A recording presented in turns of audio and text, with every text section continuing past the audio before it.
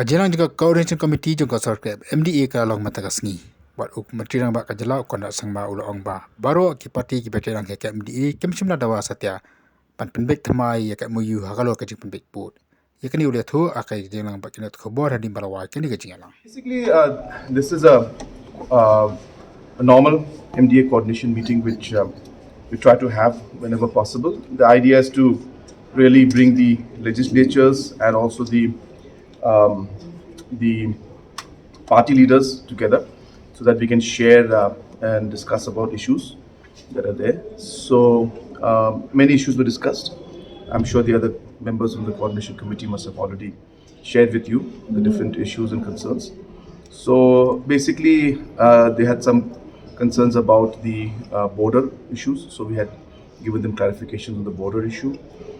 Then they had concerns about some of the issues of education, about the CUET. Any of the FDA partners you're meeting today suggested or request the government to review the MOU? No, none of the partners suggested or asked us to review the MOU. And what made the MDA coordination committee sit for this particular issue?